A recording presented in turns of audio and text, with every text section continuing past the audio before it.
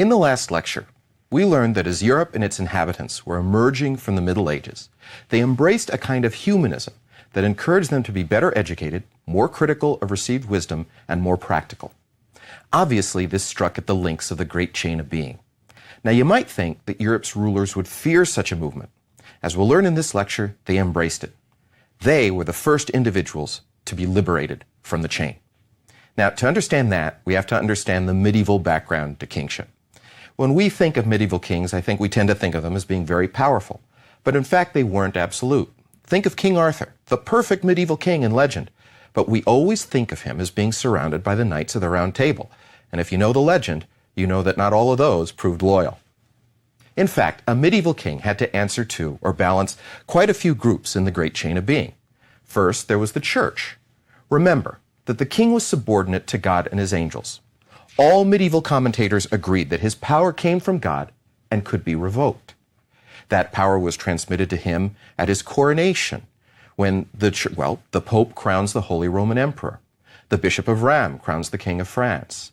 The Archbishop of Canterbury crowns the King of England. In effect, the Church is saying, you're not a king unless we do this. The Church also runs other ceremonies. For example, the ceremony of homage and fealty, by which new vassals were created. And every Sunday, the Church preaches from its pulpits about how great the king is and how people should obey him. Now, this implies the king's power could be revoked. During the Middle Ages, emperors and kings had sometimes been excommunicated, in effect deposed, since this was a declaration that they were outside the church. This could happen over issues like, could a lay ruler tax the church?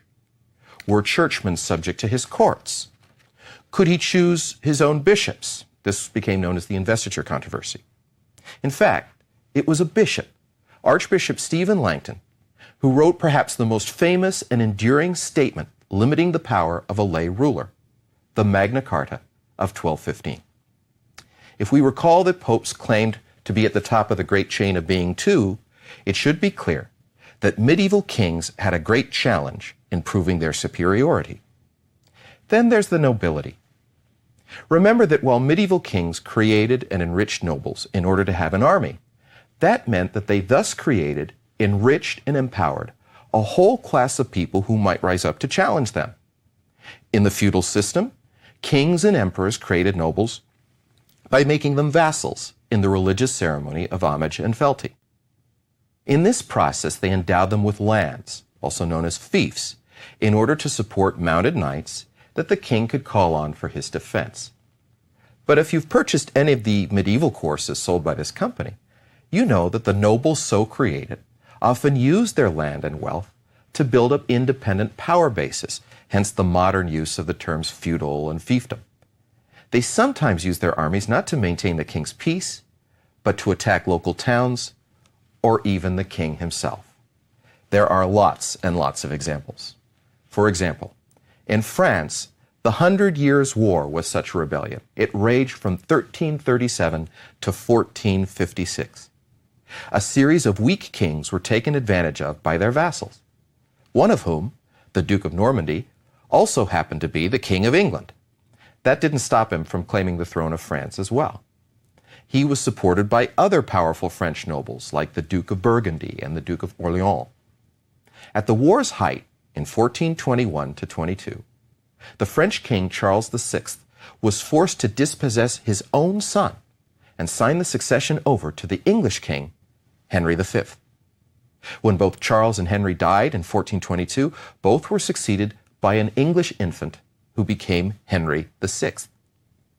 England, too, had witnessed numerous baronial rebellions in the Middle Ages. In fact, the reason Henry V was king was because his father, the Duke of Lancaster, had rebelled against a previous king, Richard II, and established the Lancastrian line. Between 1422 and 1456, the dispossessed crown prince, or dauphin, of France, inspired by Joan of Arc, rose up, had himself crowned as Charles VII, and drove the English out. That, in turn, weakened the prestige of the English king, Henry VI, inspiring his own barons to rebel against him in the Wars of the Roses, 1455 to 1485. If you want to know more about this, I highly recommend Professor Bucholz's course on English history. In the Holy Roman Empire, the barons had long operated independently of the emperor. A series of wars and rebellions in the Middle Ages had left the emperor an elective first among about 300 equals.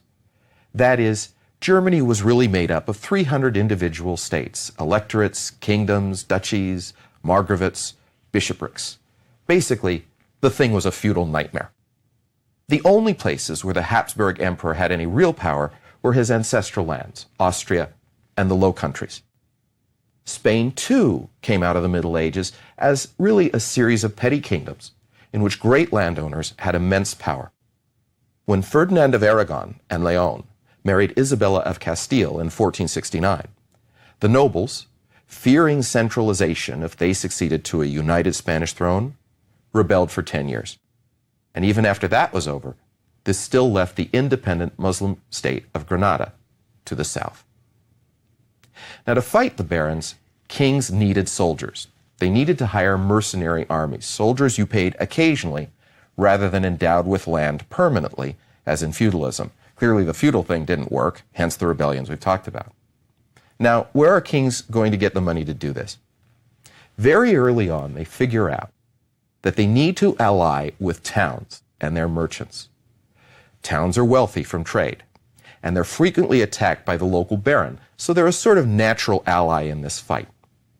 In return for loans and taxes, kings would give towns military protection, certain rights enshrined in charters, the right to hold a market, the right to pass their own laws, the right to be exempt from some taxes. But eventually it became too cumbersome to summon the delegations of merchants and nobles to court to explain the king's difficulties on an ad hoc basis. And so in the 13th and 14th centuries, European kings began to institutionalize these meetings with both their barons, their loyal barons, and townsmen. In England, that institution came to be called Parliament. In France, the Estates General. In Spain, the Cortes, and in the Holy Roman Empire, the Diet. But only in England and Spain did the tradition develop that laws and taxes had to be approved by these bodies. Now, let's look at this whole system from below. Imagine you're a medieval peasant. The king or the emperor is remote. He's off in London, Paris, Innsbruck, Vienna. The local lord or baron is far more powerful in your life. He's probably your landlord. If you're a townsman, you're probably more concerned with your standing in the local guild. Everywhere, the local church is more involved in your everyday life. In other words, from the point of view of a medieval king, this whole system was an unholy mess. It was nothing like the states we live in today, which tend to assume that our loyalty is absolute. People paid loyalty, all right, and attention, but they paid it, and taxes, to the church here, the nobility there, the town if townsmen, and the king would get his as long as there was time and enough money to go around. Now, as Europe approached the year 1500, all this began to change. A generation of new, stronger monarchs arose, whose goal was to suppress baronial rebellions and subordinate the church and aristocracy. They wanted to make themselves more secure and indeed ultimately absolute. They would establish the modern conception of the nation-state with unitary loyalty owed to that state. These were the Renaissance princes. Now, I would divide these actually into two groups. One generation, the founders of the firms, and a second generation of inheritors and exploiters. First, the founders of the firms.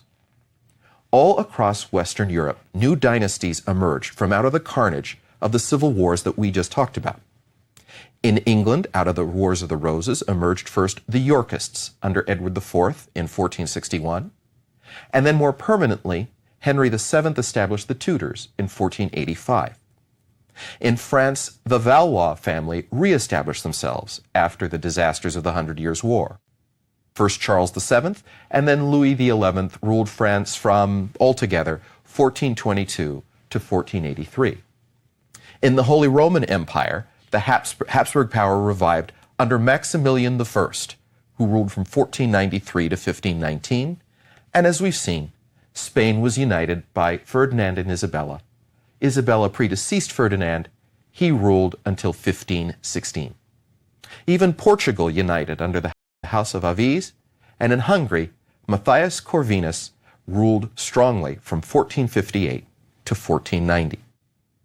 Now, all of these rulers had the same goal.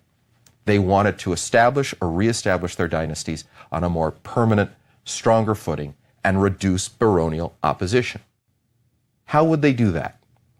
First, they pursued strategic marriages to heal wounds within the country and gain friends abroad.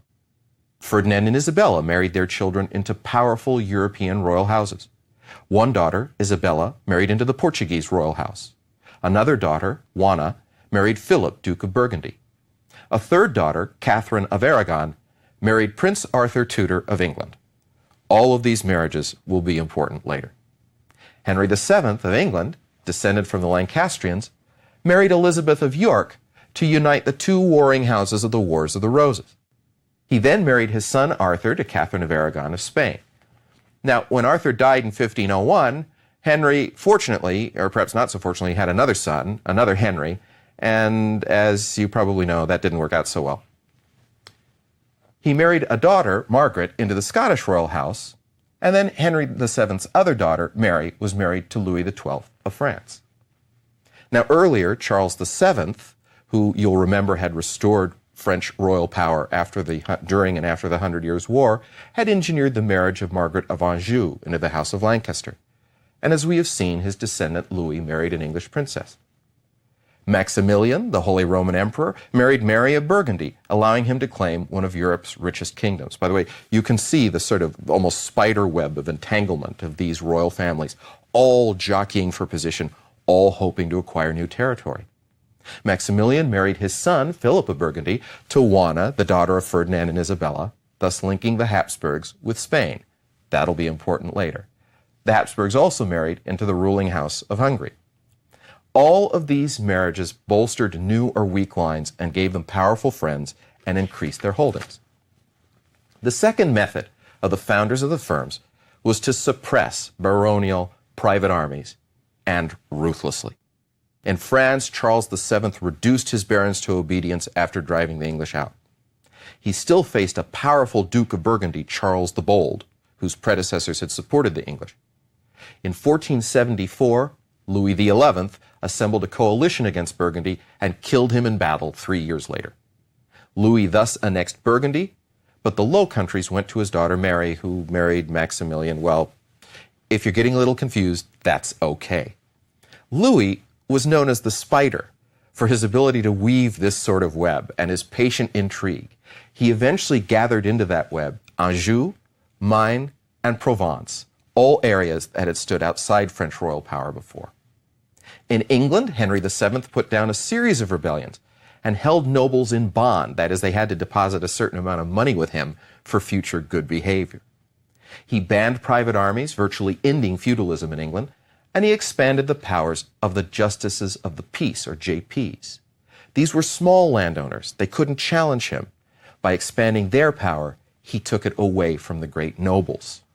Maximilian subdued rebellious cities in the Netherlands, which had supported France, and he recovered Austria from the King of Hungary, as we'll see later. Ferdinand and Isabella revoked grants of land and power to the nobles. They demolished noble castles.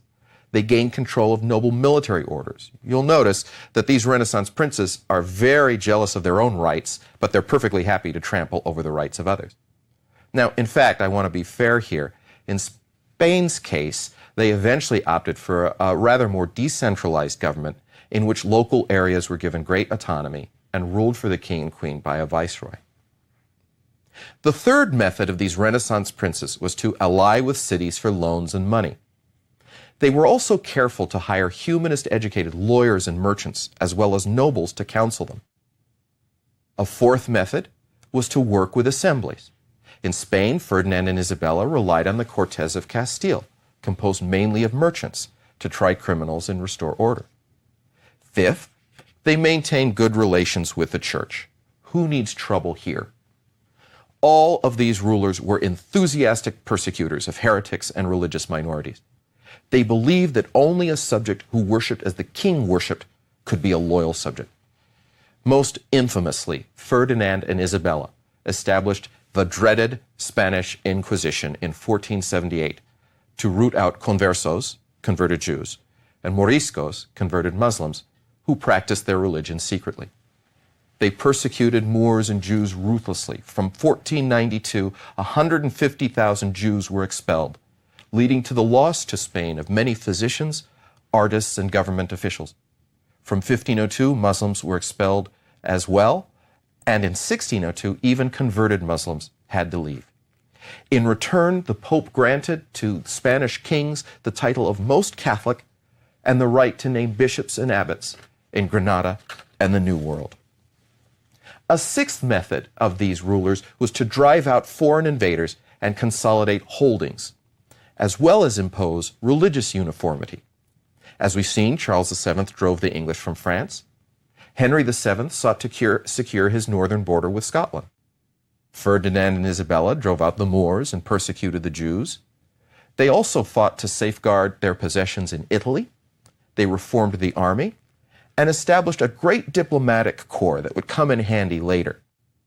Maximilian won the succession to the throne of Bohemia and Hungary by the Treaty of Pressburg in 1491. Remember, I told you he'd married into the Hungarian royal house.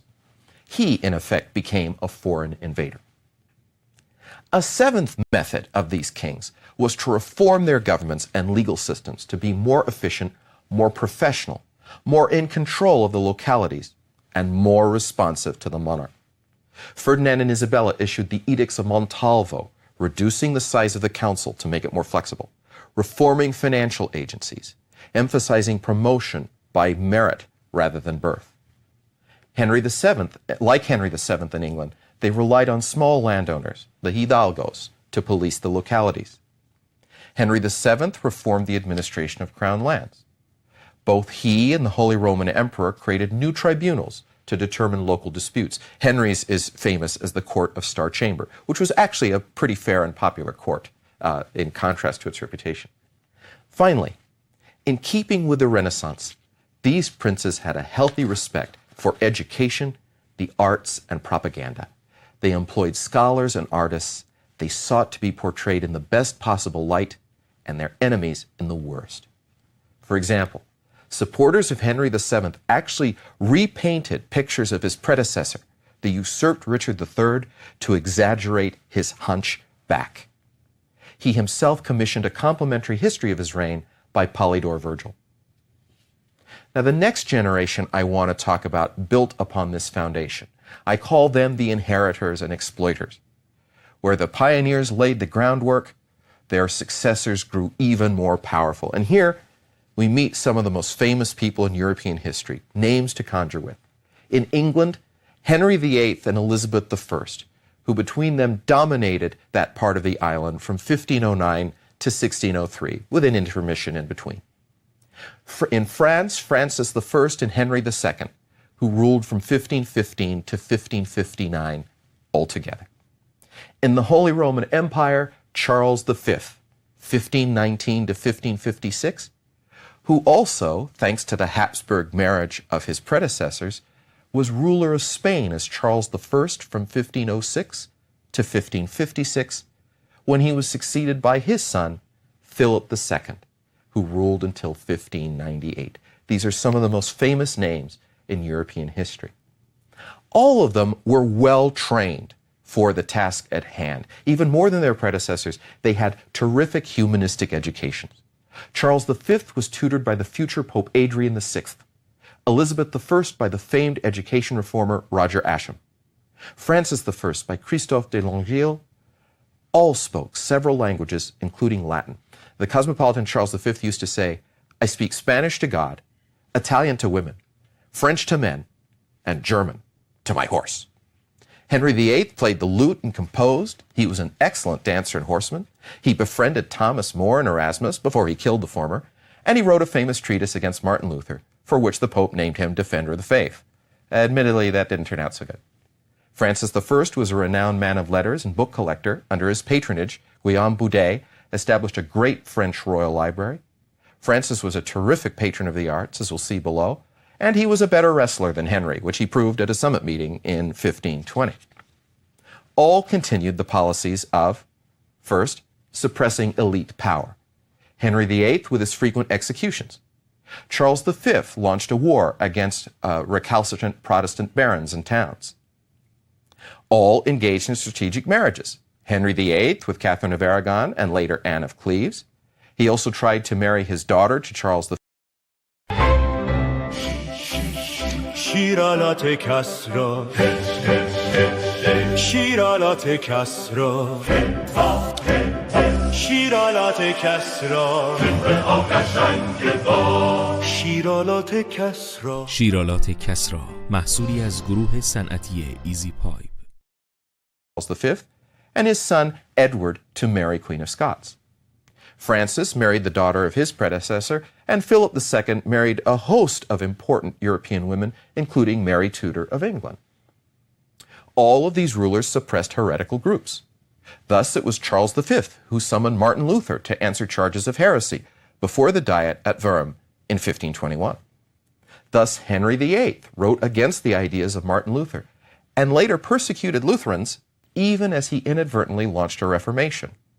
See subsequent lectures. Thus, Francis I, after a flirtation with Protestantism, clamped down in 1530, and thus Philip II imposed the dreaded Spanish Inquisition on the Netherlands and continued it in Spain. Once, when he was reproached for his cruelty, he replied, "If my own son were guilty like you, I should lead him with my own hands to the stake." All of these rulers engaged in administrative reforms to make their state more efficient. In England, the king's chief minister, Thomas Cromwell, launched a virtual Tudor revolution in government. Under his leadership, Parliament passed the Act in Restraint of Appeals, which said, in 1533, "This realm of England is an empire." That didn't mean that England had a lot of territory. It didn't. What it meant was that the English king had the right to exercise imperium, complete control and command within his realms. This is a foundation of the modern nation state. Cromwell also passed an Act of Union with Wales in 1536 and proclaimed Henry King of Ireland in 1540, though admittedly that did not go so well. He reformed crown finances and the administration in general. In France, Francis I established an effective inner council, and he punished rapacious government officials.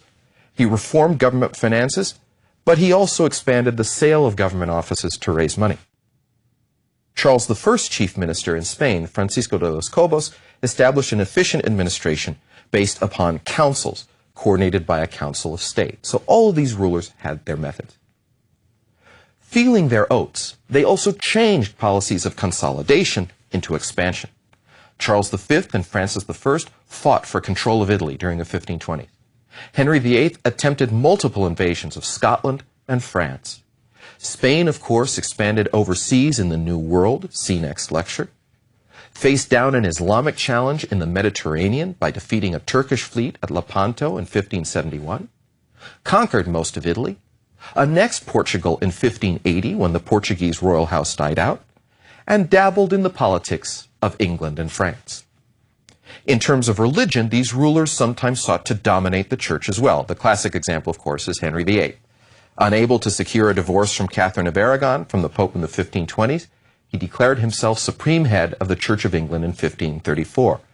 Now, note that he did so because he thought that only a son, a Renaissance prince, could maintain his power. And it is, of course, one of the great ironies of history that the successor who did so best was his daughter Elizabeth, who boasted of having the heart and stomach of a king. Francis I also increased his power, securing a concordat with the Pope in 1516 that gave him the right to appoint all bishops and abbots in France. Charles V made war on Protestant barons in the War of the Schmalkaldic League. We'll talk about that in a later lecture. As Charles I of Spain, he gained complete control over church appointments. And even the arch-Catholic Philip II demanded and got papal support for his attempted invasion of England in 1588, even though the Pope, Sixtus V, thought the plan lunacy. Renaissance kings were also obsessed with projecting their power through propaganda. They commissioned buildings and poems and paintings. Henry VIII confiscated and rebuilt Hampton Court and Whitehall. He patronized the great portraitist Hans Holbein, and he employed a stable of writers to support his royal supremacy. Elizabeth I was more frugal, but she still had herself celebrated in elaborate festivals, progresses through the country, poetry, and other written propaganda. Usually she was good at getting other people to pay for it. Charles V employed painters like Titian. Francis I built the Louvre, and the castle and hunting lodge at Chambord, possibly originally laid out by Leonardo da Vinci. And he turned Castle Fontainebleau into a major palace, commissioning some of the greatest artists of the day, Fiorentino, Andrea del Sarto, Vignola, and Cellini. In reforming their governments, stamping out opposition, and taking control of the arts and even of religion, the princes of the Renaissance sought to redirect the loyalty of their subjects and indeed were founding the modern conception of the state. Loyalty was owed to them alone. Anyone who did not understand would pay a high price. In 1536, Catholic peasants in northern England rebelled against Henry VIII's break from Rome, and they were ruthlessly suppressed. The Jews and Moors of Spain and the nobles of French Brittany all learned the same lesson. Charles V's failure to stamp out Protestantism at the end of the War of the Schmalkaldic League is sort of the exception that proves the rule. What happened was his best general, Maurice of Saxony, defected to the other side, and so Charles was forced to conclude the Peace of Augsburg in 1555, by which Protestant states within the empire were allowed to remain Protestant. As a result, the Holy Roman Empire would remain divided in religion and also decentralized in political authority. The Holy Roman Emperor was never successful in establishing the same kind of authority as the other kings we've talked about. That will be crucial. Why did other rulers succeed in creating strong nation-states where the Holy Roman Emperor failed? Well, one reason, hinted at above, is obviously religious disunity, but another is money. For money makes the world go round. After all, if you're going to be one of these kinds of rulers, you need money to build palaces, to commission propaganda, to raise armies, to overawe nobles and suppress rebellions and project your power abroad. And that, of course, raises the question, so where are you going to get it? The obvious answer is taxes. But medieval rulers had had to exempt nobles and the church to gain their support, and they didn't want to go back there. That left peasants, but peasants didn't have any money. In France especially, the king taxed the peasantry very hard. That will be important later. You could tax towns. They were cash cows. But if you overtax them, you run the risk that you'll kill the goose that laid the golden eggs. Moreover, every time you summon townsmen to Parliament or to the Estates General to ask them for money, you're actually giving more power and more memory to that institution. That was fine, except that every time Parliament met or the Estates General, the first thing on their minds would be, well, Your Majesty, how did you spend the money last time? They might actually refuse to grant you more money, or make the grant contingent upon you redressing some grievance or something. That will never do. Now, this will be a huge story in European history. For now, you need to know that for the princes of the Renaissance, it was an annoyance. Was there no other source of ready money available to European rulers? Well, we've already seen several examples. There was the Italian example. Remember, the Italian city-states had grown wealthy on trade. We've already seen that every one of the major powers noted above, except England, tried to control Italy. Why? Because they wanted that trade. Such trade created great wealth.